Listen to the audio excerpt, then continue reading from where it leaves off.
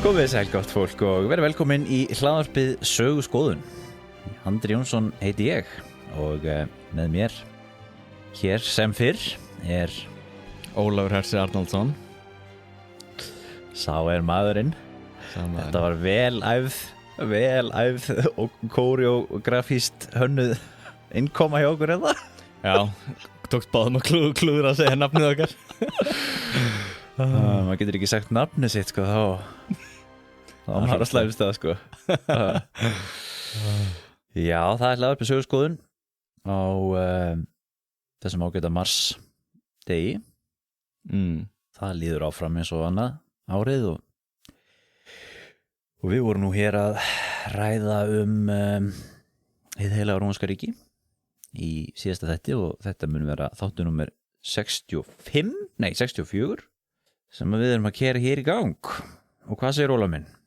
Það var náttúrulega gaf með síðasta þátt að heilaga rómverska keisaradæmi verðist alltaf verða okkur svona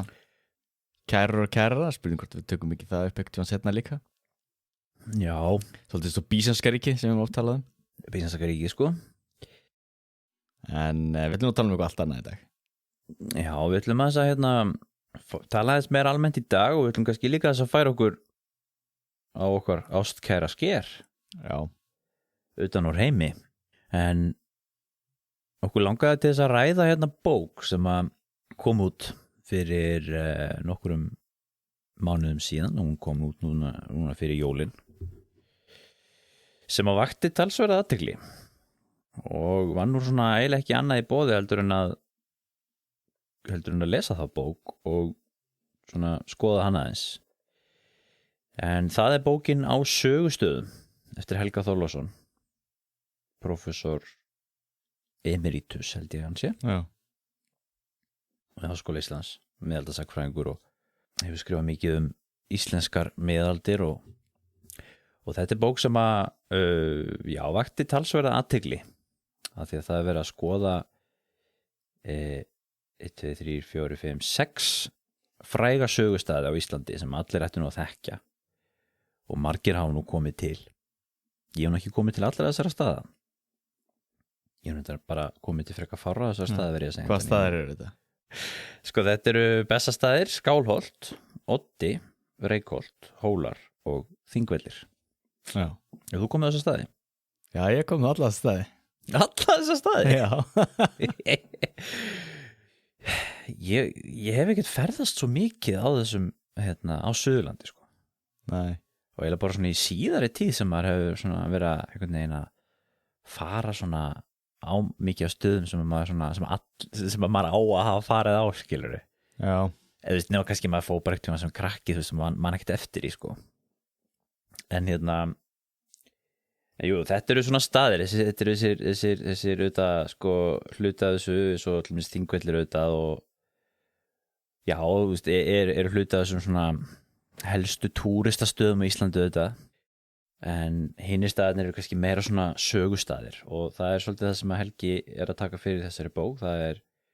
hvað sögustaður og hvernig sögunar minnst á þessum stöðum og hvernig hún framreidd og hvað mætti fara betur og hvað ekki.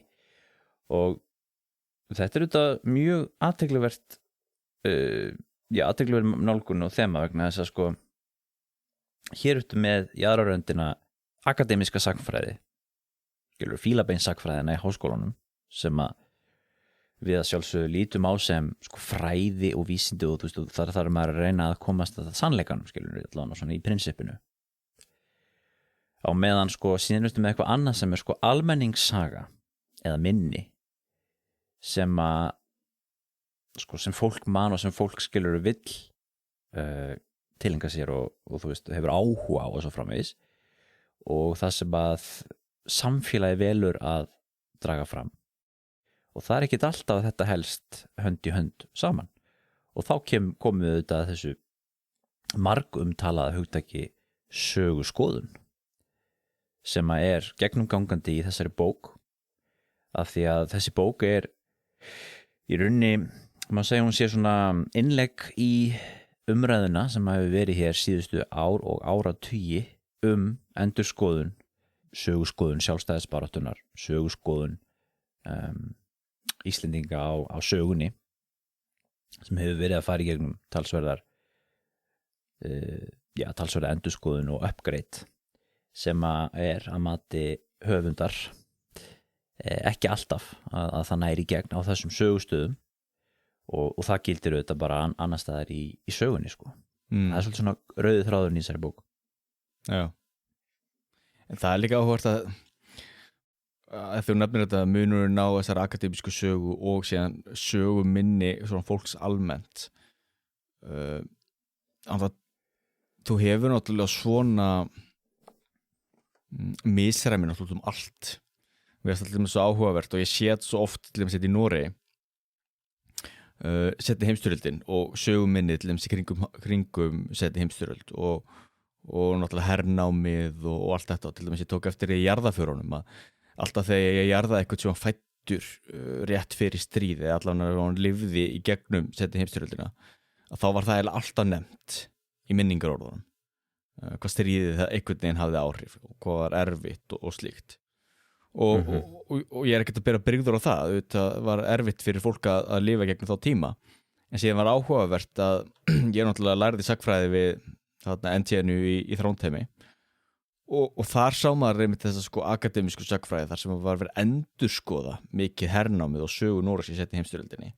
þar sem meðal annars var bent á að horfir á skoðar hagfræðitölur þá kom það í ljós að Noregur var eina hernumda ríkið sem flutti inn meira heldur en það flutti út sem sýnir þá það þú veist að ríkisstjórnir þá í Berlín og nazistatnir voru að senda auðæfi til Noregs til þess að byggja upp norskan efnahag og byggja upp Noreg. Já, þeir voru náttúrulega líka rosalega mikið að byggja upp náttúrulega þýskan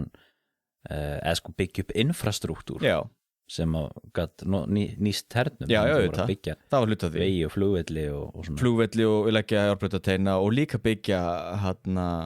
rafurkustöðvar og byggja upp áliðina og slíkt. Sem síðan auðvitað norska ríki bara tók við eftir stríði þannig að ýmsu leyti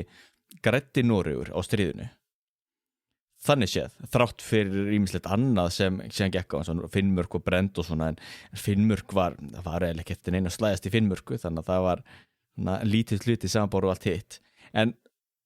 punkturinn aðalega það að það mjög stórt misræmi þá á milli sko þessara akademísku sögu og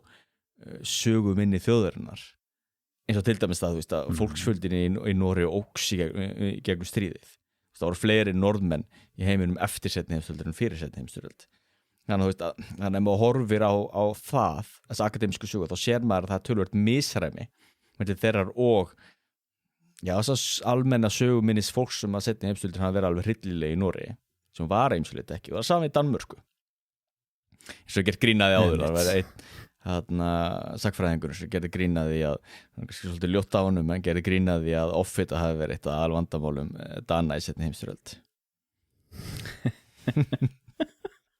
offita? Já, því Danir framleiddu nóg af matvælum og þú veist það var ekkert, ef héldi bara innan svona ramma lagana þá 1939-45 þú veist þá lendir ekki einu vandamálum sem Dani í Danmörku þrátt fyrir það að Danmörk væri undir hæl nazismans en hæl nazismans en síðan náttúrulega er óþægilegt að tala um þetta því þetta kemur illa við fólk og það náttúrulega er óþægileg saga að menn hafa kannski unnið svona náið með einhverjum þetta náttúrulega gildir allt allir það verður að hugsa tölvöld það eins og með hvað verður söguminni í kringum Afganistan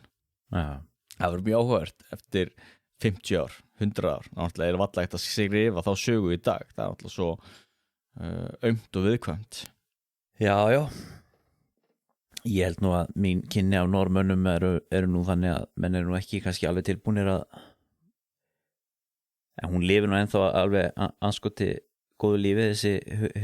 mýta andspyrnurhreyfinguna og allt það en það er líka einhvern veginn það er mjög góðu lífi svo stutt síðan náttúrulega þú veist og það var sko, og þetta er náttúrulega algjörlega ótrúlegt að hugsa til þess að sko veist, í þessum tilfellum þessi lýðræðisríki á Norðurlöndunum sem eru ekkert svo frábrugðin okkar einn samfélagi í dag eins og þau voru fyrir stríð skilur að taka svoleiðis samfélög og koma á einræðisríki þú veist það sem að fólk handtekið og myrt sko fyrir minnstu glæpi og fyrir ekki fyrir minnstu glæpi fyrir náttúrulega stóra glæpi náttúrulega gegn valdstjórninni náttúrulega og það er alveg þú veist það er alveg getur maður ímyndað sér alveg hryllileg fyrir fólk að lenda í slíku sko og svo þarf náttúrulega að nota söguna til að byggja sig upp aftur og svo framvegis sko Já, og þá velum maður atriði sem náttúrulega passa en það er auðvitað svolítið áhugavert með þessan nationalromantísku söguskoðun náttúrulega sem við Íslendingar þekkjum mjög vel og flesta þjóðir og sú svona hugmynd eða þú veist sú hugmyndafræði eða þannig sko hún náttúrulega þetta hlýtur að fá svolítið búst hjá þessum þjóðum sem voru hernumdar af þjóðverum og þá tölum við kannski sérstaklega normenna því að við erum að nefna það hérna við þekkjum það náttúrulega svo vel En það er náttúrulega líka hangið saman með að öll ríki í heiminum í dag er þjóðríki Já Það er standardin Já, það er með þetta ekki neitt ríki sem ekki er þjóðríki það er standardin með þess að öll Afrikuríkin vinna í því og allir menn töluð það allir þegar þessi ríki voru að fá sjálfstæði til dæmis löndis og Kenya og Tanzania og svona að þá komu fram þessar spurningar hvort þetta skipta þessu ríkjum upp og mynda smærri einingar en þá voru rökin einmitt að bíða og sjá til og nei, gefið okkur tækifæri að byggja upp þjóðríki og mynda einhver einkenni sem getur sameinað fólk með þess að Bandaríkin eru þjóðríki Jú í grunninn vegna stúrt með ákveðin svona grunngildi sem heldur sér saman og það ánáttúrulega þess vegna stendur þessi þjóðernisromantík svona sterkt og þess vegna til dæmis ertu með Hóla og Skálholt og það er ekki tilvíðun til þess að með vígslubiskupa á þessum tveimur stöðum það náttúrulega spilar á þjóðernisromantíkina og þessi gömlu menntasetur og fræðasetur og slíkt og einstúrt með forsetan á Bessastöðum og með Þingvelli og á Þingvöllum ertu með hinn og þessa viðburðu og athafnir og slíkt og það er náttúrulega vegna þess að það vera viðhalda hvað kalla í þjóðríkinu með svona sögustöðum Sko þetta eru þessi 5 sögustæðir sem eru teknir fyrir hérna þetta er náttúrulega allt mikilvæg stæður sem eru auðvitað tengjast náttúrulega þú veist þjóðríkinu og þjóðinni náttúrulega mjög sterkum böndum eins og Þingvellir auðvitað og Bessastæðir en Bessastæðir eru svolítið áhugavert tilfelli vegna þess að eins og hann ræðir hérna í bókinni sko hann segir að allir þessi staðir voru reyni frekar svona glimtir fram á bara 19. öld og höfðu allir svona fallið í ákveðina svona hálfgerða órækt eða allavega sumir þeirra sérstaklega Skálholt og Hólar til dæmis sem höfðu verið næstu því yfirgefnir í kringum aldamótin 1800 það voru náttúrulega biskupssetur á þessum stöðum þetta var náttúrulega þetta biskupssetur frá 11. öld ekki og eitthvað um það leyti og fram til 1800 þegar þessi Skálholt þegar þessi biskupsstæmi voru lögð niður og fluttir Reykjavíkur og það má sjá svona sérstaklega á Skálholti bara hálfgerða niðurníðslu sko þangað til að menn fara síðan aftur og það var sérstaklega Sigurbjörn Einarsson gamli biskupinn sem að bara sérstaklega fyrir því að byggja upp Skálholt aftur og Norrlendingar auðvitað á Hólum og fara að byggja upp aftur lærdómssetur þar og svo þú segir að færa vígslubiskupinn ánga líka það hefur verið svona ákveðin endurreisn þessara staða því að fólk vildi ekki að þetta væri í svona niðurníðslu svo það var á 19. öld sko og má í rauninni segja svipaða sögu eins og Þingvelli og Reykholt og Bessastæði og ég myndi aðtekla með Bessastæði sko að því að Bessastæðir er náttúrulega þetta þú veist staðurinn það sem að forsetinn situr og er náttúrulega einhvern veginn heilagasti staður þjóðríkisins í dag en það var náttúrulega þetta staðurinn það sem að fulltrúar konungsvaldsins sátu á hinu svokölluðu myrkuöldum það er að segja skilur á tímabilinu fram að sjálfstæði og þar var Bessastaðavaldið sem að margir óttuðust þar var verið að hegna fólki og og það var talað að þar var konungsvaldi með átti jörðina og gætt sent bændur til þess að sinna erendum og það var svona ákveðin svona neikvæð ímynd yfir því hjá almúgafólki og þar hefur verið svona farið í breyta þeim stað mjög mikið og það var til mig að tala það í bókinni hvernig þeir breyttu gömlu kirkjun á Bessastöðum, tóku gömlu innréttingarnar út og settu inn aðeins svona þjóðlegri innréttingar og gömlu innréttingarnar sem voru þá voru meðal annars með skjaldarmerki konungsins og svona þetta var sem betur fyrir geimt á þjóðminjasafninu sko en ekki hent já. Og svo eru uppi umræður að setja þær kannski inn aftur. Já. Veistu hvernig þetta var gert? Þetta var, held ég, upp úr sjálfstæðinu sko, af því að það var ákveðið þarna 1940 þegar danski kóngurinn gat ekki lengur sinnt sínum skildum sem þjóðhöfðingi Íslands af því að það var búið að hernema Danmörku og þá tóku þeir skynda ákvörðun að rjúfa sambandið og þá var ríkisstjóri Sveinn Björnsson sem tók við sko og svo eftir 1944 þá var hann forseti og þá var ákveðið þarna, ég held að sé þetta 1940 sem að það umræður það skilur hvar ríkisstjórinn og forsetin á sitja og þá var ákveðið að hann sitja á Bessastöðum og voru alveg skipta skoðanir það sem fannst það vera algjörn neisa að láta forsetan sitja á þessum stað sem að tengist minningunum danska kúun og þetta náttúrulega þeim tíma þegar þessi þjóðninsromantík náttúrulega alveg í hámælum sko. Danska kúun, já. Og og í dag náttúrulega tengjum við Bessastaði ekkert við þessa svokölluðu dönsku kúun eða við danskt valdan einu leiti við tengjum það náttúrulega fyrst og finnst bara við forseta Íslands sko. Já, það líka svo áhugavert með hvernig svona hugmyndi geta breyst og hvernig sögulegt minni þjóður en getur breyst líka tiltölulega fljótt þannig séð eins og nefnir núna það er enginn sem tengir Bessastaði við danska kúun, það eru þó bara einhverjir fræðimenn og einhverjir sem hafa sérstakann áhuga íslenskri sögu sem eru gera sér grein fyrir þeim tengslum Já. Þannig að en á sama tími er náttúrulega ákveðin hlutir sem auðvitað geta hangið lengi og tekið langan tíma að breytast og það er einmitt svolítið pointi í þessari bók það er gamla söguskoðun sjálfstæðisbaráttuna sem að virðist lifa mörgu leiti góðu lífi á þessum sögustöðum mörgum og til mig sérstaklega svo Þingvellir virðist vera eins og Helgi kallar að Þingvellir sé nú bara fristir bara í eins og svo mynd sem var teknuð upp af Þingvöllum árið 1940 skilurðu að hún sé bara frist sko, það sé bara ekkert breyst sko og það er þá einmitt þessi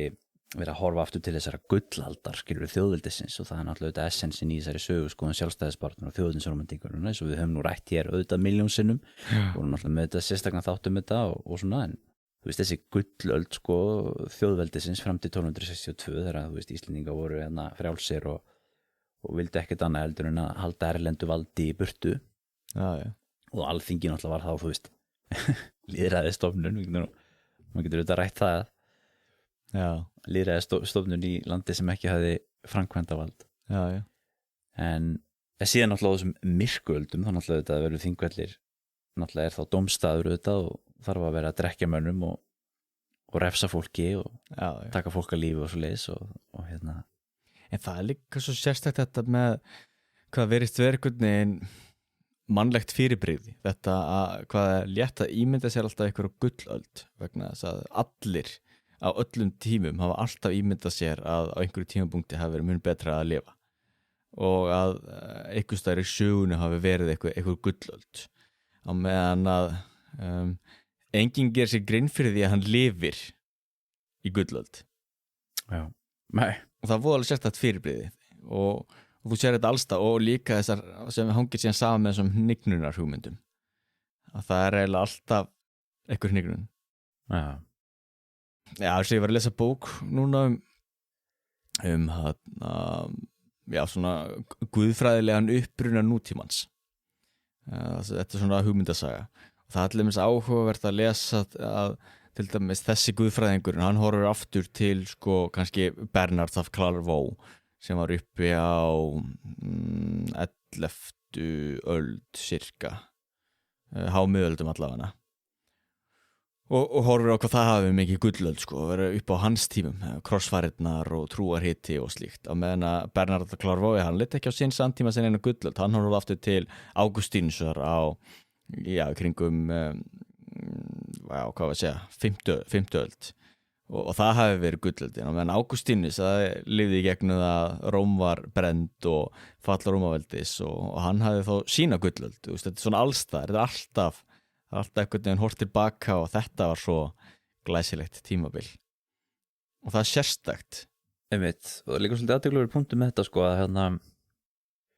og það er þessi þrískipting sögunar alltaf gullöld, niður lengra tímabil og svo aftur gullöld, það endurist þetta er þessi eilífi stef sko og svo fyrir okkur náttúrulega Íslendinga þá erum við náttúrulega svolítið svona við erum svona eins og við löggum svolítið eftir sko, þannig að því leiti sko að þegar eru meðaldir í Evrópu skilur það sem að upplýsingamennindi töldu vera þú veist myrkuhaldir skilur þá er það gullöldin okkar skilur og svo byrjar okkar svona endurist aftur 19. öld og meðan kannski svona í þessu stóra evrópska samhengi þá eru upplýsingamennindin og þú veist 18. öld sem að og hjá fyrir skilur endurreisnir og allt þetta sko en ég mitt svolítið áhugavert að Helgi nefnir í sér bókina, ég hef ekki séð það annars staðar en að svolítið áhugaverð sem hann skrifaði einmitt það sko að svolítið ræða hvað er söguskoðun og tala það sko að þú veist að söguskoðun sko upplýsingamanna á Íslandi og þessara svona lærðu manna þú veist fyrir 19. öld hún er öðruvísi, allt öðruvísi hún er meira segja rauninni bara andstæð söguskoðun 19. aldar og 20. aldar manna því leiti að sko upplýsingamenn eða þessi lærðumenn þeir litu á sko konungsvaldi sem jákvæðan hlut það er þessi framfara trú og eða svona framfara dyrkun einhvern veginn og þú veist og þú veist og líta á sko þjóðveldið frekar neikvæðum augum í rauninni vegna þess að þá var ófriður og óstjórn skilurðu síðan kemur danski kóngurinn og þá kemst á friður og röð og regla og einmitt þegar ég komið fram á einveldistíman skilurðu og þú veist þá virðist sem þeim þykir þetta að vera frekar jákvæða hlutur af því þá er orðið öflugt ríkisvald og konungsvald og svo framvegis og þetta er náttúrulega eitthvað sem að er rauninni bara í beinni bara bein andstaða við söguskoðun sjálfstæðisbaráttunnar sem að lítur á einmitt allt sem kemur utan sem slæma þróun og sérstaklega þetta einveldið og konungsvaldið skilurðu og það er einmitt þetta svolítið svona ég var aðeins líka að spá í þessu sko hugtaki söguskoðun við notum þetta rosalega mikið í daglegu tali allavega sum okkar og kannski við notum þetta mikið hér í hlaðvörpunum þegar við erum að tala sko hvernig fólk minnist hvernig sagnfræðingar að skrifa söguna og hvernig það þá breytist eftir því hvernig samfélagið breytist og paradigmin eða hvernig fólk hugsa og svo framvegis sko og svo hef ég nú aðeins verið að reyna svona var ég að hugsa í þessu samhengi reyna að finna eitthvað góða skilgreiningu á þessu hugtaki og það hefur mér reynst svolítið erfitt að finna ég hefur nú ekki eitthvað kafað neitt rosalega djúpt eftir því en ég hef nú svona kíkt aðeins bara á þær bækur sem ég á hérna upp í hillu og bara svona á netinu, það er svolítið erfitt að googla það á netinu því að það er eitthvað podcast sem er búið að færið ekkert annað heldur en þetta podcast eða þú googlar þetta orð sko það eru algjöru halvvita sem eru búin að hijacka þessu orði algjörlega þú að stela þér en Helgi Þorláksson kemur með í bókinni þetta smá umræðum þetta hugtak sko og hann segir hér sko að söguskoðun sé sko það er annað en bara kenning eða skóli, það er miklu stærra þess að segir hérna sko það er það sem telst mikilvægast fyrir virkni samfélags eða sem telst kjarnin í söguskoðun er oftast það sem telst mikilvægast fyrir virkni samfélags eða telst halda því gangandi hún er unni svona samhuglægni eins og hann segir hér og nú er ég með beina tilvitnun menn þykjast vita telja eitthvað sannindi og líta svo á að það styðjist við heilbrigða skynsemi þú veist þetta er bara svona eitthvað sem allir þú veist, þeir segja sko eins og í sjálfstæðisbaráttunni skilur, þeir segja skilur að sjálfsögðu vildu Íslendingar ekki fara undir Noregskonung og þegar þeir skrifa til mis nota orðið frelsi í textum þá verið að meina þjóðfrelsi að þeir 1920 aldamenn þeir skilja bara frelsi sem þjóðfrelsi Já. og þá hafa þetta sagfræðingar nútíma sem alltaf verið að benda á að og þeir sem hafa verið að endurskoða þessa söguskoðun og Helgi Þorláksson ekki síður en aðrir að þú veist segja okkur það er verið að tala um frelsi frá skattheimtu skilur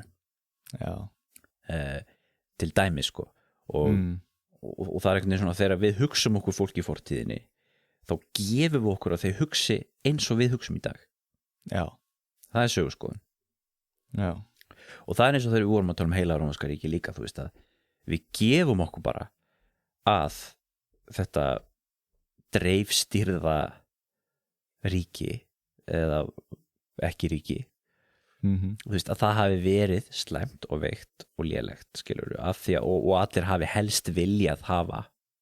þjóðríki skilur Já. Þetta er bara svo góða punktur eins og sérstaklega eins og nefnir þetta með skattheimtuna að þegar maður sér þarna svo mikill munur að til dæmis ef norrænt maður myndi komin í nútíman og hann myndi með sjá hversu mikið við borgum í skatt hann myndi líta á það sem algjöra ánauð og óskiljanlegt að því náttúrulega gildismat er allt annað sem getur maður sest niður útskipt fyrir orðnum að skattarnir fara í þetta fyrirbrigði sem við erum samverðum að búa til og ímyndum okkur að sé til sem er ríkisvaldið og það er einhvern veginn svona ópersónulegt sambland af allavegana valdstofnunum sem einstaklingar hafa aðgang að í gegnum einhverja flóki kerfis og kosningar og stjórnsýslu og slíkt en það sem maður myndi sjá er náttúrulega að gildismatið og heimsýnin náttúrulega gjörsamlega allt öðruvísi Já. Það er nefnilega svo villandi og oft hættulegt þegar maður er að skoða söguna að meira segja bara svona grunnhugtök eins og til þess frelsi, hvað þýðir það eins og við benda áður, hvað þýðir Ísland eða Noregur og reyna svona að vera alveg gagnrýnin út í eigin fordómar sem maður tekur með sér En þetta er líka sko, þú veist þetta eru svona almenn sannindi sem maður þarf ekkert að rökstyðja skilur bara alveg svo til mis við tölum sko og við getum svo auðveldlega gagnrýnt til dæmi segjum þess að við vorum að tala um seinni heimsstyrjöldinni hérna áðan það er mjög nýlegt dæmi kannski ekki besta dæmi en og eins með líka með sko kynjasamskipti og kyngerfi og eins og ég særi hinsegin sögu og kynjasögu og svona þú veist að við göngum náttúrulega bara alltaf út frá þessari heteronormatísku kjarnafjölskyldu skiluru og það er ekkit það þarf ekkit að nefna það neitt skiluru þú veist það þarf ekkit að færa ykkur sérstakur rök fyrir því að því að fólk bara gengur út frá því sem bara sjálfsögum hlut skiluru og síðan eru þá menn að benda á að það hafi ekkit verið þannig og þá ertu komið með nýja söguskoðun Já, og þess vegna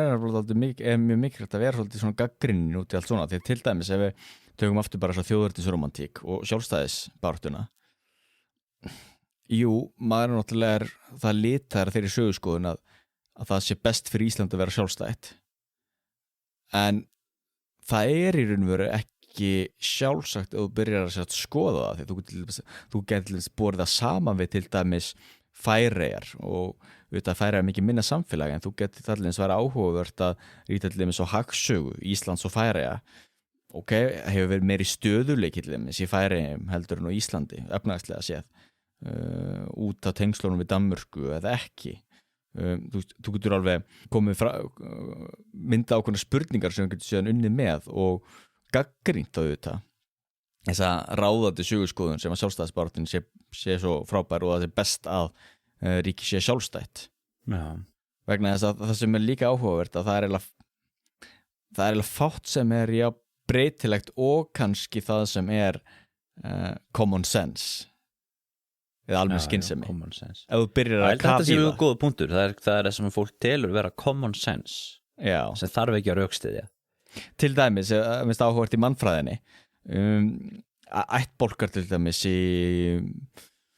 ég man ekki hvað hann heitir til þess að ég lesi ættbólk held í Papua Nýju Gínu og það alveg þekkt reyndar allan heim að þú talar ekki við börn vegna þess að börn get ekki svarað þér og þau skilja þig ekki þannig að það er fáránlegt, það er almenn skynsemi að þú talar ekkert beint við smábarn sem kann ekki að tala það getur ekki svarað þér, ákveður þetta að vera að tala við það þannig að þá ertu með samfélög sem tala alltaf framhjá barninu eða yfir höfuð á því en barnið þetta læri sín tungumál og svo þegar barnið er farið að tala og er virt þá fer að tala við það og meðan að okkur finnst það almenn skynsemi við tölum við smábörn ég tala við dóttur mína alltaf bara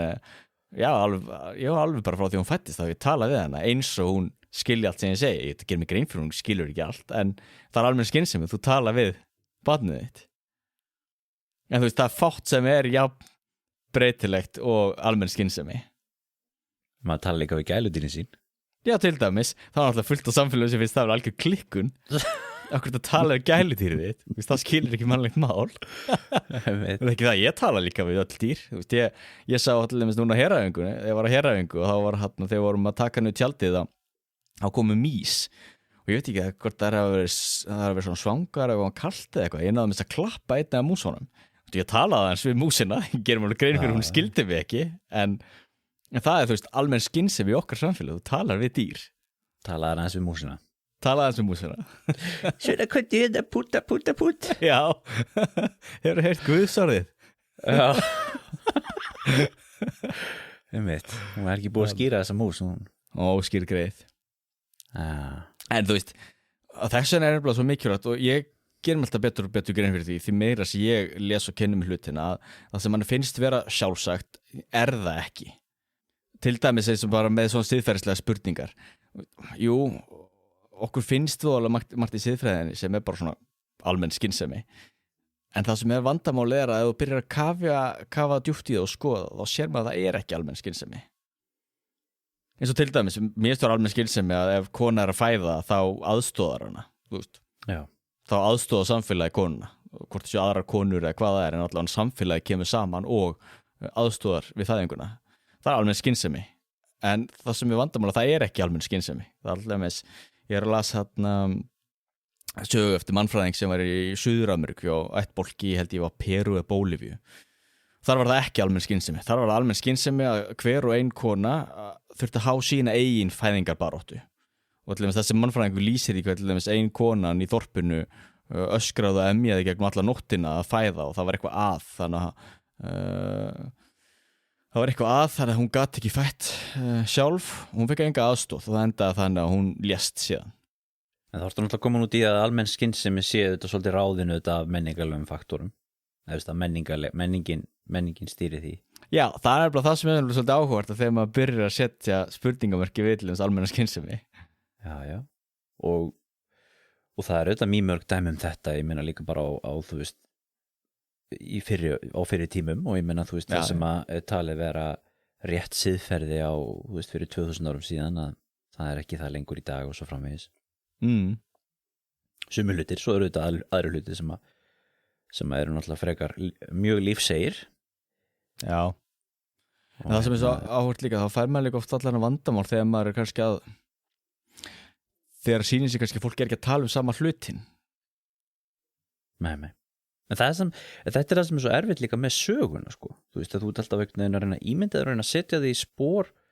fólks á sögulegum tíma og reyna að hugsa hvernig þau hugsuðu svo hugsaðu þið náttúrulega allt öðruvísildur en þú hugsar já það er auðvitað það sem er svo erfitt við það sko. Og síðan koma svona þú veist eins og bækur eða myndir eða tölvuleikir eða þú veist eitthvað þú veist það sem er fyrir að sýna eitthvað sögulega atburði skilur og þá er það náttúrulega alltaf í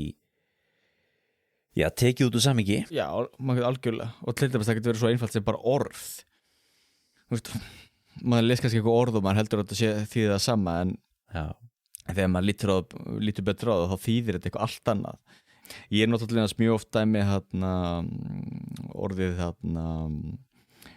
fjölskylda eða sett family þá á ensku eða família á norsku allir með segja áhugavert að orðið fjölskylda eða family er náttúrulega mjög fallegt og gott orð ég held að flestir myndi nú tengja það við eitthvað mjög jákvæða hluti á meðan að orðið família á latínu þýðir þræll. Alveg rétt, já, þú nefndi þetta áður hérna. Og það var mjög áhugavert og þá allt í einu okkar þegar maður gerir sér grein fyrir því að þú ert að lesa allir mest þá heimildir úr fornöld þar sem hvort þessi Cicero eða Caesar eða hvað að skrifa fjölskyldu sína, família, þá leggur hann allt annan skilning í það hugtak heldur við þegar við lesum fjölskylda. Herðu, aðeins aftur á þessum sögustöðum. Annar mjög athyglisverður punktur í þessu sem er svolítið mikið dreginn fram hérna, sem ég veit að þú hefur nú svolítið áhuga á, en það ert þú nú kirkjunar maður. Jú. Þetta eru auðvitað allt staðir sem að tengjast náttúrulega trúnni sterkum böndum, en það var hún náttúrulega auðvitað mjög ríkjandi hugmyndafræði hér á árum áður auðvitað. Skálholt og Hólar sérstaklega, en auðvitað allir þessi staðir voru kirkjustaðir og mikil kirkjusaga þarna. Og sko Skálholt sérstaklega er náttúrulega höfuðból kaþólskunnar á Íslandi. Og sko í mínum huga þegar ég hugsa Skálholt, sko þá hugsa ég kirkjusögu, skilurðu, fyrst og fremst miðalda kirkjusögu. Og ég get alveg trúa því að fyrir mörgum Íslendingum þá er kirkjusaga og kristni og þetta, þú veist, er ekkert svo áhugavert fyrir mörgum Íslendingum. Og það gæti nú vel vera að það endurspegla svolítið í þessu, því að sko Helgi bendur á í bókinni hér hvernig til dæmis sko það mikilvægasta saga Skálholts er Þorlákur Helgi, sem var náttúrulega biskup og þjóðardýrlingur Íslendinga í kaþólskunni. Og hann færir rauk fyrir því hér og hefur gert það á öðrum stöðum, þetta hvernig sko Skálholt bara er bara land Þorláks, bara fram að siðaskiptum. Þú veist, allt snýst hann. Það eru þarna, þú veist, sögur og staðir og örnefni og fólk kom þangað í pílagrímsferðir, skiluru, og bara ótrúlega mikið sem að þessi staður tengist Þorláki Helga. Og hafa meiri sig haldið svolítið upp á hann að vissuleiti eftir síðaskiptin, svo hefur hann alltaf dottið út auðvitað. Og miðað við hversu mikilvæg þessi saga og minning er fyrir þennan stað, þá er hann algjörlega gleymdur bara í því hvernig þessi staður er settur fram í sögunni, og á þessum stað í dag með það sem Helgi segir. Nú man ég þessu síðan, þannig svolítið síðan ég sjálfur kom á Skálholt, og ég man nú ekki eftir því hvernig það var, því að ég gerði nú ekki neitt þar, ég fór nú bara að skoða þessa kirkju sko. Og þannig að hann heldur því svolítið fram að sko hér þurfi að sýna það sem að var í rauninni mikilvægt fyrir hennar stað, sem er þessi kirkjusaga og þessi saga Þorláks, og þetta gildi fyrir aðra staði líka, Hóla líka, hvort það var Guðmundur góði eða hver það var sem var þar. Jú, Guðmundur góði. Og það tengist líka svolítið þessu sem að við höfum stundum rætt hér og í öðrum samhengjum líka svo tengsluð meðalda heimildir og annað, sko, hvernig þú veist kaþólskan og þessi kaþólski siður og þessi kaþólski tími, sko, það hefur kannski ekki fallið í gleymsku, en það hefur ekkert verið í tísku neitt í sagnfræðinni og alltaf sérstaklega ekki hjá almenningi. Og þá eru aftur á þessu, sko, þú veist, af hverju er ekki, þú veist, Skálholt bara fullt af einhverjum túrista upplýsingum og activities fyrir túrista í tengslu við Þorlák Helga eða miðaldakirkjuna eða eitthvað svoleiðis. Getur það ekki verið bara vegna þess að almenningi finnst þetta bara óspennandi? Þetta er ekki miklu meira áhugavert að lesa fólk sem er hálshöggvið eða einhverja pyntingar eða, þú veist, eða eitthvað sem tengist því sem fólk hefur áhuga á í dag, sem eru ríkin og þjóðríkin og konungsvald og ekki konungsvald og þessi hlutir. Já. Þessi er líka spurning hvort það fléttast ekki líka inn í þetta kannski mögulega vöndun og áhuga á að vera ferðamaður í eigin landi eða í sínu nærumhverfi. Það til dæmis það er áhugavert þegar ég var allir með svo Skálholti síðast sumar. Það er fullt af útlendingum að það. Og þú náttúrulega ert með safn þarna undir kirkjunni og þú ert með eitthvað, það er náttúrulega minjar þarna og það er eitthvað aðeins upplýsingar það.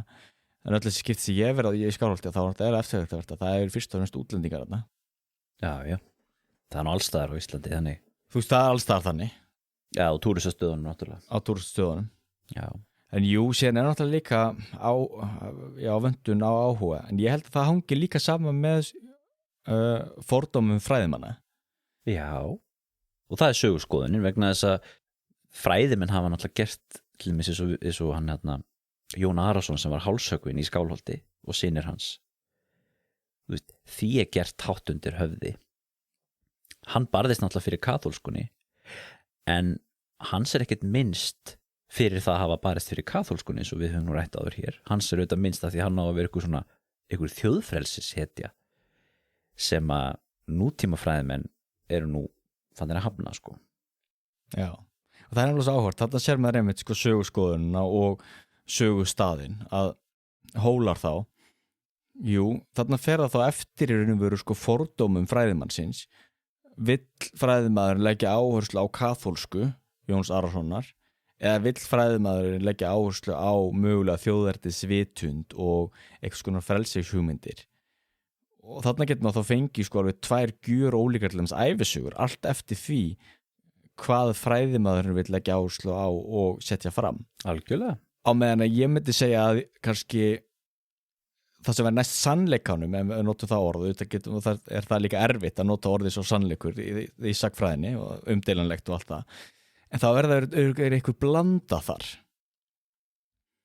Og það er það sem ég veist ég oft sjá sko þegar ég er að lesa eitthvað, að það er oft þannig að menn velja úr það sem þeim finnst áhugaverðast og búa sér til einhverja mynd síðan, á meðan að raunveruleikin, eða kannski það sem er næst raunveruleikunum, er að það er flóknari blanda en svo. Eins og bara þetta að maður talar kirkjusögu. Sko, meira sé bara það fyrirbrigði er eitthvað sem maður getur alveg sagt að sé rugl og þvættingur, því þú getur ekki aðskilið kirkjusöguna frá almennri sögu eða bara sagnfræðin almennt, því þetta er svo rosalega fléttað saman. Eins og bara að þú ætlar að skrifa allir lög skatttekju á Íslandi. Ef þú ætlar að skrifa þau lög, jú, þá myndir þú að byrja á 10. lögunum og hvernig ætlar að aðskilja þá 10. lögin og frá þá einhvern veginn almenni skatttekju. 10. lögin er alltaf kirkjusaga og skatttekju á Íslandi er náttúrulega virkilega tengd kirkjunni og sögu kirkjunnar í gegnum árhundruð. Já. En þá er náttúrulega voðalega fer eftir náttúrulega hvaða fordóma mögulega sagnfræðingurinn hefur. Þú veist, er sagnfræðingur til dæmis einhvers konar marxisti, við vill bara leggja áherslu á þess að vera allir þætti og þá horfa alveg fram hjá kirkjunni. Já, er sagnfræðingurinn heitur kaþóliki, vill spila ennþá meira á mögulega hlutverk kirkjunnar og kannski jákvæða stöðu sem til dæmis þurfalinga aðstoð og eitthvað slíkt. Og það er bara það sem flækir svo mikið sagnfræðina. Já. En það er mikilvægur hluti, eins og til þess bara núna, ég sá fyrir tilviljun, þarna, ef þú tekur til þess bara Miklakveldskenningin, sem er ju svona ráðandi paradigmi á okkar tímum. Sú hugmynd til dæmis var alls ekki vinsæl í Sovétríkjunum, og Sovétríkin og eðlisfræðingar í Sovétríkjunum komu saman og reyndu að berjast gegn Miklakvelds hugmyndinni eins lengi og gátu og bera brigður á þá hugmynd og gagnrýna þá hugmynd og vildu frekar halda á lofti sko þessum paradigma 19. aldar að alheimurinn hefði alltaf verið til vegna þess að gallinn við Miklakvelds hugmyndina fyrir marxisman og trúleysið var þau auðvitað það sem á sér upphaf á sér orsök og þar að leiðandi krefst þess einhverjur útskýringar. Þannig að þeir voru hræddir að þetta geti verið notað sem vatn á myllu kirkjunnar til dæmis. Og þetta sér maður mjög skýrt fordóma fræðimanna. Og meðan að síðan þetta gerðist það þegar menn var komin út á 7. áratugina þá var komið svo mikið af eðlisfræðilegum vísbendingum og sönnunum fyrir Miklakveldskenningunni að meira segja eðlisfræðingar í Sovétríkjunum þurftu að viðurkenna Miklakveld sem ráðandi paradigma sem er ennþá ráðandi í dag. Ok. En þú veist, þetta er þarna að tala um eðlisfræði. Eðlisfræði er nú voðalega mikið svona klift og skórið í raun og veru. Og þannig að þú getur rétt ímyndað þér og færir yfir í sagnfræði. Það sem þú ert með túlkanir og tilfinningar og skoðanir. Já, þetta er áhugavert. En það eru, hvað ætla að segja, já, ég nefndi hérna Jón Arason áðan og einhvern veginn þessi hugmyndum að þú veist, hann sé ykkur frelsishetja eða eitthvað svo leið sko. Annað mikilvægt stef í þessari bók það er Snorri Sturluson sem tengist öllum þessum stöðum á þessu leiti. Snorri Sturluson náttúrulega mjög stór fígúra í Íslandssögunni og það er svolítið athyglisverð umræða hvernig hans er minnst því að hann náttúrulega var auðvitað líka mikill player á Sturlungaöld auðvitað og var náttúrulega mikill aðalsmaður hann og hann náttúrulega var sko maður konungsins til að byrja með skilur og kemur til Ísland sem einhver svona norskur höfðingi og það náttúrulega hefur verið mikið þarna að fornleifa uppgreftri á Reykholti og mikil fræðimennska sem hefur verið stundu núna síðustu 10 árin held ég eða hvað það var 1999 til 2009 eða eitthvað líka eða til 2019 og það eru þú veist verið að sína fram á hvernig staðurinn hefur litið út og teikningunum sem þau hafa verið að teikna þá lítur hann miklu svona meir út svona norskt höfuðból heldur en þessir íslensku moldarhaugar sem að maður svona ímynda sér alltaf og þessi hugmynd svona það þú veist að Snorri þú veist vildi vera maður konungsins og var í norsku hirðinni skilur og var að skrifa þú veist fyrir norska konungana og svona en síðan af því að hann var síðan drepinn af konungnum á endanum eða mönnum konungsins að þá einhvern veginn hafa sagfræðingar og fræðimenn og í sögulegu minni Íslendinga á þú veist tímum þjóðnisromantíkurinnar náttúrulega kannski tekist að taka hann svona í sátt sko að því að hann var þá eins og hann Jón Arason þá þú veist drepinn fyrir málstæðin skilur ekki fyrir málstæðin drepinn af konungnin sko þá var það nótið þess að hann sé í góðbókinni það var það nót hann fyrir málstæðin en eins og allir normenn náttúrulega heldu í sinni sögu hafa náttúrulega haldið mikið upp á Snorra Sturluson og það er ekki fyrir miðja 20. öld sem að hann fer að fá aðeins meira athygli hér og þess voru það normenn sem að reistu styttuna af Snorra á Reykholti að 1947 þegar krónprinsinn kom en það sé að spurningi sem það með Snorra Sturluson að maður ætlar að reyna þá að stíga skrið tilbaka og fjarlæga sig hans þá frá þessum hugmyndum og líta á Snorra sem þá kannski mögulega bara einstakling sem fyrst og fremst var upptekinn af eigin hagsmunum og spilaði þá á þær fylkingar sem hann gat spilað á til þess að koma sínum hagsmunum áfram þannig að það getur þá til dæmis verið þá eins og sögurskoðunstur kannski er þá nær lægi heldur en að gera úr honum eitthvað mann konungs eða þjóðarnishetju eða eitthvað slíkt algjörlega sko. Eins og bara við höfum séð þú veist eins og þegar við höfum talað krossfara þáttinn sumir af þessum mönnum sem tóku þátt í fyrstu krossferðinni sumir gerðu þau út á trúarhitta og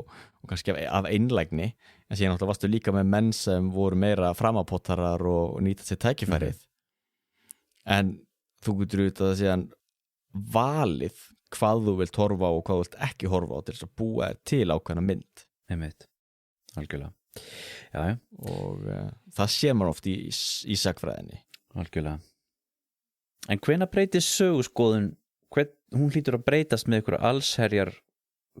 allsherjar viðhorfsbreytingu í samfélagi og þarna sjáum við greinilega það gerast þá frá 18. öld yfir á 19. öld þegar þú ferð úr annarri söguskoðun sem að upplýsingamenn höfðu heldur en síðan menn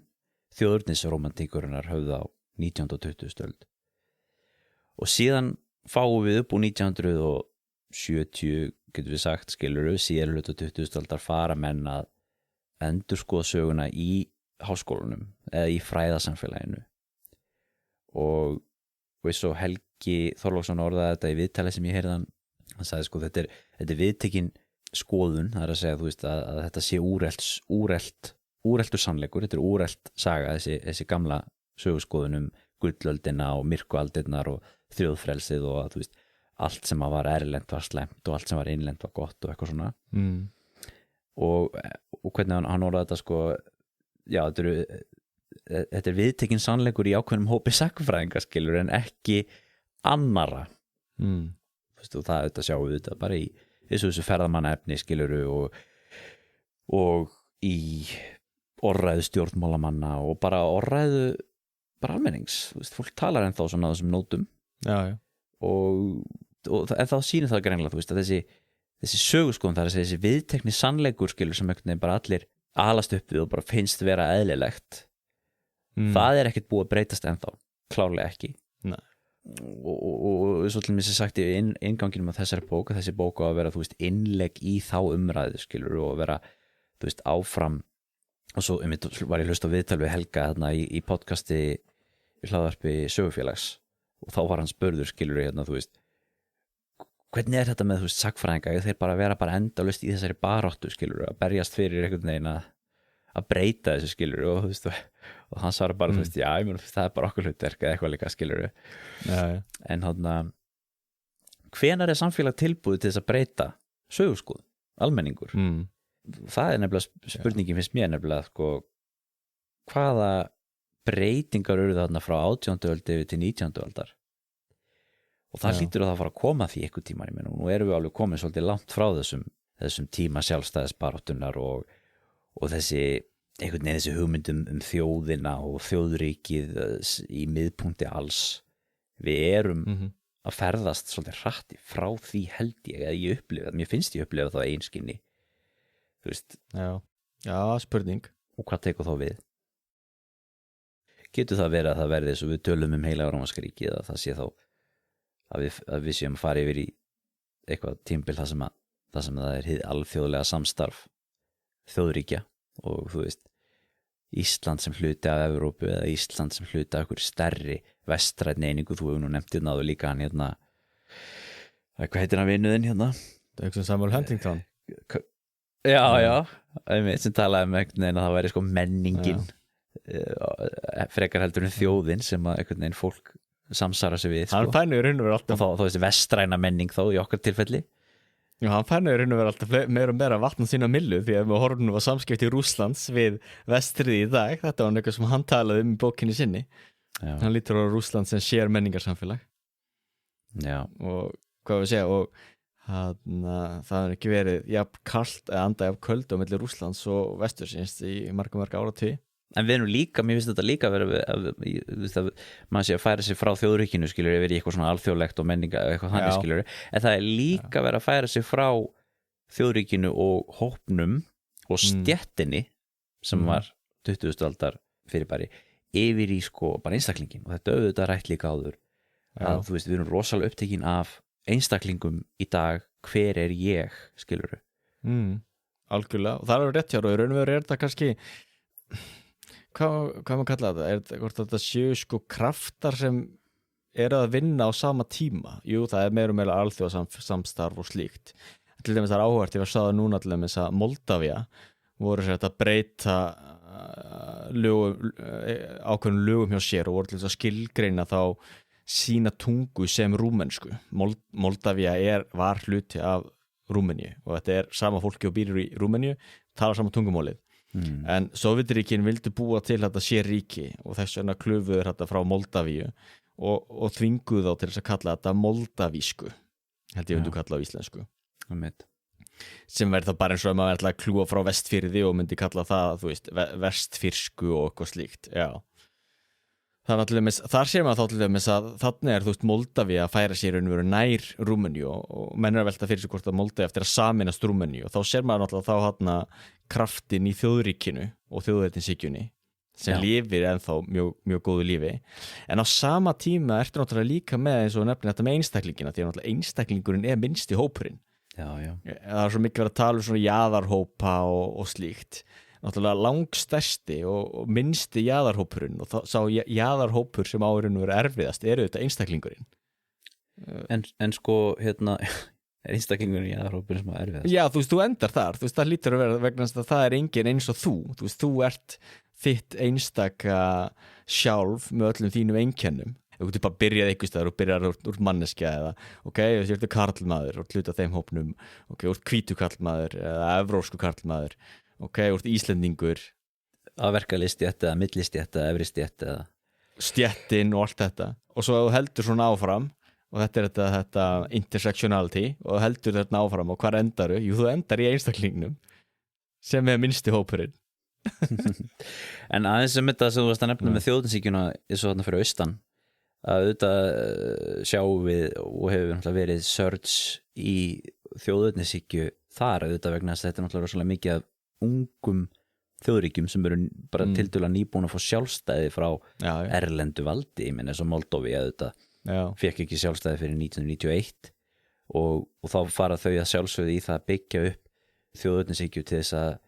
keyra það áfram alveg eins og við gerðum 1944 sem er líka frekar seint með við aðra þjóðir, ég meina þannig að þú veist já, við lítum bara Ísland árið 1950 eða 60 skilur, það eru hérna þúsundi manna bara hérna í sínu fínasta pússi á 17. júní skilur með íslenska fánan út allt skilur og allir að lesa Íslandssögu Jónasar frá Hriflu og eitthvað sko og meðan kannski í öðrum þjóðum sem eru eldri hafa verið sjálfstæðir í lengri tíma, kannski var það byrjað að vera úrelt strax á þeim tíma. Já. En ég held að sko söguskoðinu breytist fyrst og fremst með dauðanum. Með dauðanum? Já. Og það er nefnilega áhugavert og það er líka þannig í vísindunum að það er svona, það er vinstælega þessi mýta, þetta er algjör mýta, algjör góðsögn, að fræðimaðurinn einhvern veginn er að rannsaka eitthvað og fær síðan nýjar upplýsingar og allt í einu segir, já, hei, ég hef haft rangt fyrir mér hérna í 20-30 ár, ævistarf mitt stenst ekki, þetta er ekki svona, þetta er hinsegin og skiptir síðan skoðun. Já. Það er algjör undantekning að það gerist. Það sem gerist fyrst og fremst, þetta er eins og Karl Popper minnum með að hann hafi talað þetta, er það að fræðimenn hægt og rólega deyja og nýja kynslóðin tekur við og nýjar hugmyndir. Og ég held að sé að sama hér að núna eftir því sem þetta er náttúrulega ráðandi paradigmi í háskólasamfélaginu og hægt og rólega þá dreifast þær hugmyndir, eins og við erum aldnir upp í háskólasamfélaginu við þessar hugmyndir, þetta séu mýtur til dæmis góðsagnir, þetta með myrkar miðaldir og niðurlægingar tímabil og allan og svona og svo hægt og rólega eftir því sem kynslóðin deyja út og þá deyja hugmyndirna með þeim og nýjar hugmyndir brjótast fram, en þá erum við að tala um það og eitthvað sem tekur kynslóðir og áratugi og mörg hundruð ár. Já, og svo auðvitað náttúrulega bara, ég meina bara svolítið kynslóð foreldra okkar, þú veist, hún er náttúrulega alin upp við bara þess að þjóðnis rómantík ennþá skilur og því að sú kynslóð er alin upp af fólki sem að lifði bara í þessu, en ég finni svo, við náttúrulega talaðum alveg áður að þú veist, ég og mér upplifi bara mikið af fólki af okkar kynslóð ég er ekkert auðvitað ertu með alls konar undantekningar og alltaf skilur en þú veist það er ekkert fólk af okkar kynslóð er ekkert svo upptekið af þessu eitthvað sjálfstæði Íslendinga og þú veist eitthvað við barist hér fyrir frelsinu og nú erum við frjáls og við þurfum að viðhalda því og þú veist þetta er og svo kennum við börnunum okkar skiluru áfram og svona það er líka málið. En náttúrulega svo þegar þú ferð úr upplýsingun yfir í þjóðninsíkjunu þá er það náttúrulega mjög öflugar erlendar hugmyndakenningar sem eru að koma inn það er þjóðninsíkjan og frjálslindið og þessar nýju hugmyndir sem eru að streyma inn til landsins á 19. öld sem menn fara bara á þann magn. Já. Og það er spurning sko hvort það sé maður sér ekkert eitthvað ströyma einhverju nýri hugmyndafræði. Jú, kannski, ég meina, þú veist, við sjáum þetta stjórnmál er að breytast, skilur þú veist, það er að vera að breytast svona svo oft talað íslensk stjórnmál til dæmis sem að hafa stóru hluta færst frá því að vera skilur vinstri hægri yfir í þú veist alþjóðahyggja versus þjóðninshyggja eða þú veist, eitthvað svoleiðis þó svo að sjálfsög er vinstri hægri þetta mjög relevant ennþá en þú veist, þetta er svona hæg breyting allir þess mjög góða punktur þú veist, þetta er það relevant ennþá og það er svo sem hægt að nota þann paradigma ennþá en sá paradigmin alltaf er alltaf að veikjast og er svona, er ekki nægilega góður þú veist, það hjálpar meira að líta á til dæmis alþjóðahyggja, ekki alþjóðahyggja og aðra hluti. Eruð aftur á sögustöðum við ræðum með þessum sögustæði almennt og þetta er svolítið í hugsan eins og við farum okkur aðeins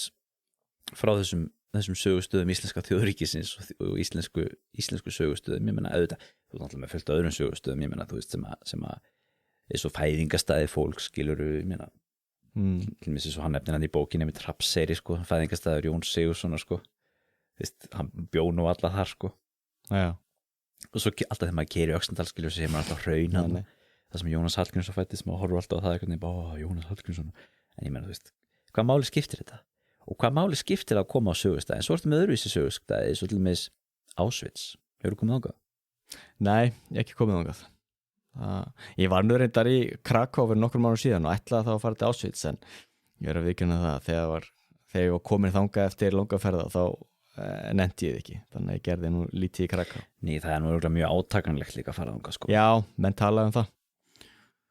og það allir er mjög mikilvægur sögustæður fyrir Ísrael. Það er standard held í Ísrael að senda allir með skólakrakka til Auschwitz. Já, algjörlega, og ég man eftir ég talaði við konu sem var nú mjög svona róttæk vinstrisinnu kona sem hafði farið til Auschwitz og var með svona Palestínu hérna trefil, eða hvað heitir það? Já, trefil. Já. Og var þar eitthvað sko, og svo kom hann á hópur okkur Ísraelsmunum og það var alltaf allt brjála sko. Þannig, en þetta er líka áhugavert að því við vorum að tala hér fyrstu krossferðina, við vorum að tala Jerúsalem og við vorum að tala pílagrímsferðir. Er þetta ekki ákveðna pílagrímsferðir? Af því að ég spurði þig hérna síðast að við vorum að tala fyrstu krossferðina, hvað er fólk að gera í þessum pílagrímsferðum? Jú, þau eru að fara að skoða ána Jórdan og þau eru að fara að skoða, þú veist, þarna Golgata heiði eða hvað þetta heitir nú allt saman þarna. Og staðina sem að Jesús gekk á og eitthvað svona og svo kannski getur við séð svona sögustæði líka sem hálfgerða pílagrímsferðir þjóðríkisins, þá skilur út að fara á Þingvelli skilur, eða þú ert að fara á Hrafnseyri eða þú ert að fara á, þú veist, þessa staði það sem að þú veist, þú vilt einhvern veginn fara þangað til þess að upplifa söguna og í þessu tilfelli er náttúrulega í trúalegum tilgangi að því þú hefur eitthvað svona trúalega innrætingu eða þú veist, muslima sem fara til Mekka eða eitthvað svoleiðis en sko síðan getur við talað þá gyðinga frá Ísrael sem eru að fara til Auschwitz til þess að upplifa, komast í tengingu við þá sko sína sögu eða sína rætur þá sem er ekki endilega tengt þessu trúalega heldur þá, þú veist, sinna þjóðar skilurðu og það kannski snertir á líka bara, þú veist, allt sem hefur með, þú veist, söfn eða sögustaði skilurðu, gamlar kirkjur eða gamla staði sem að, þú veist, við förum að skoðum skilurðu, að við skoðum þessa staði til þess að komast einhvern veginn í tengsl við fortíðina ef við höfum áhuga því þar að segja það er í staðin náttúrulega fyrir fólk bara að skoða því þeir eru flottir skilurðu, fallegur arkitektúr eða eitthvað en stundum er maður að fara til þess einhvern veginn að komast í einhvers konar tengslu fortíðina. Já, og til dæmis það er áhugavert að norskir krakkar til dæmis fara mikið í ferðir til Þýskaland sem til að skoða fangabúðir. Það er til dæmis þeim hluta þessu líka, það ertu líka með að mér finnst mjög áhugavert hvað til dæmis helförin er mikilvæg í Noregi. Það sem allir þá norskir krakkar eru sendir einmitt í svona, hvað maður kalla þetta, ekki svona Dannelsesreise, svona Dannelsestur. Mótunarferð getur maður kannski kalla það mótunarferð það sem þau mitt þá fara á svona sögustaði og þá eiga velta fyrir sér þá þessari illsku og hryllingur sem átt sér stað og það er auðvitað áhugavert að sjá hvernig þetta auðvitað blandast saman og sér þetta náttúrulega líka allega með sig í Afríku allar þessar Afríku þjóðir sem hafa reist sér einhver rosa minnismerki þá er með til að reyna að búa sér til svona sögustæði og búa sér til þá einhver þjóðlegt minni og einkenni þá í þessari svona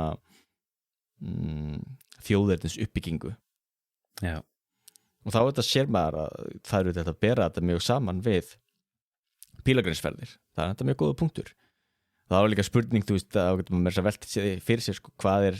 mögulega svona trúarlegt eða hvort þetta verði svona ákveðin svona borgarlega þjóðleg trú. Já, einmitt, já. Eins og mikið tala í Bandaríkjum. Bandaríkin eru mjög sérstakt fyrirbrigði. Þú ert jú með aðskilna ríkis og kirkju,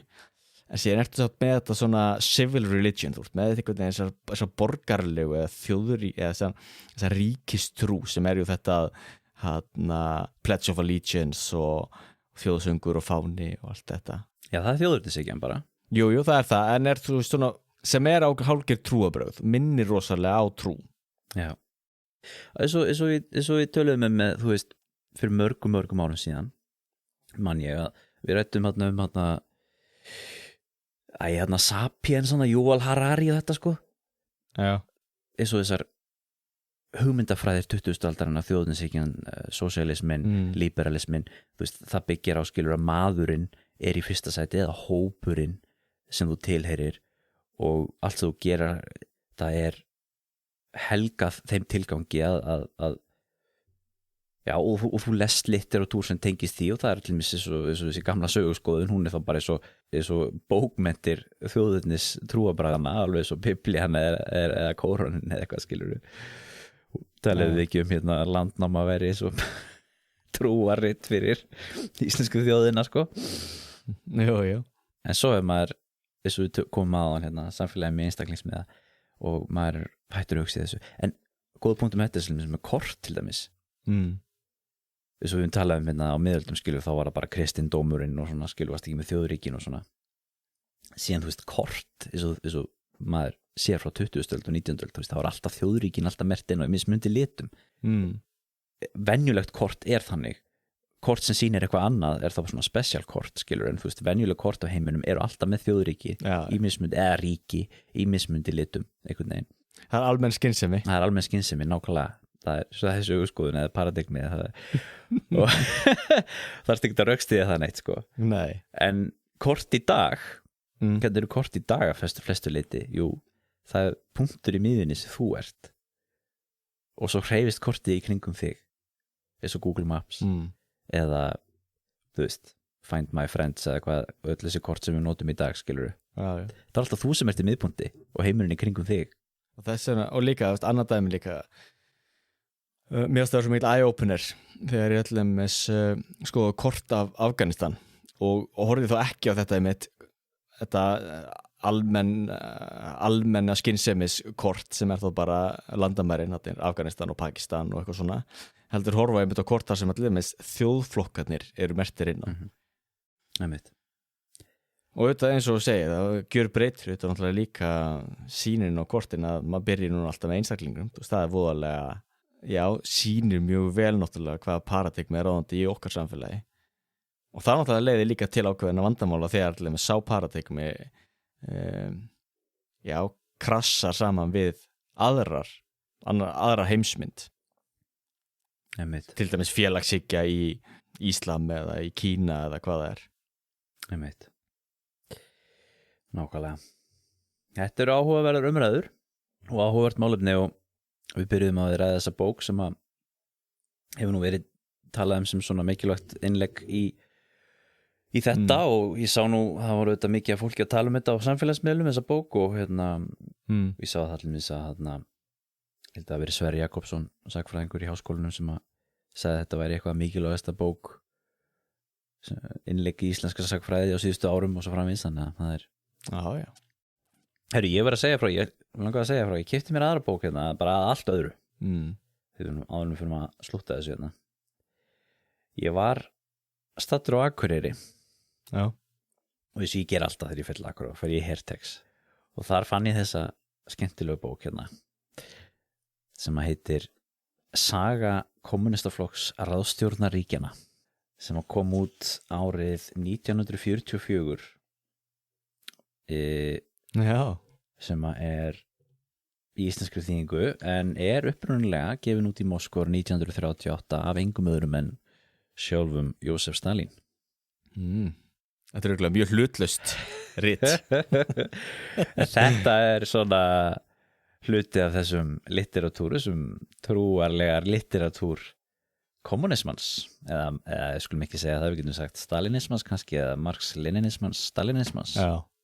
Hann bara skrifaði alveg hellinga bókum kallinn. Eða lét skrifa, ég veit ekkert það, vistu það eitthvað? Nei, ég bara þekki það ekki. Ég þarf nefnilega að kynna mér það. Mér langar nefnilega til þess að eiga hluti á þessum bókum, bara vegna þess að þetta mikilvæg hluti á sögunni. Já, þetta er það. Rétt eins og þú veist, já, Mein Kampf og já, Rauðbókin eftir Mao og svona, mér finnst áhugavert, já, líka eitthvað eftir Che Guevara og svona, og það er áhugavert að eiga þetta og mér finnst mjög áhugavert að lesa þetta. Það er mikilvæg hluti af sögunni og hugmyndasögunni. Já, og þessir kommunista leiðtogar náttúrulega, þú veist, í anda skilur Lenins og þú veist þetta þá náttúrulega litu þeir á sig og þú veist, þeir einræðisherrar sko. Það var búið til eitthvað svona myndaðin sem eitthvað svona eitthvað svona hugsuðir, eitthvað svona marxískir hugsuðir skilur, svo til mér það til alveg eitthvað rosalegt ritsafn sko, ritsafn sko, verka eftir Enver Hoxha skilur í Albaníu og hugsaður, já. Og líka þú veist, þessu fólk sem að fara til Norður-Kóru og svona þá fyndi það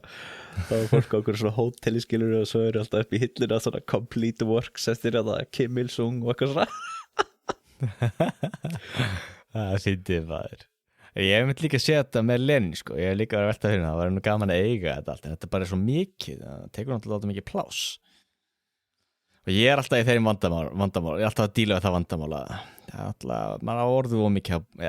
nei, ég á nú ekki orðu of mikið á bókum en ég er ekki alveg með nóg mikið pláss fyrir þetta allt.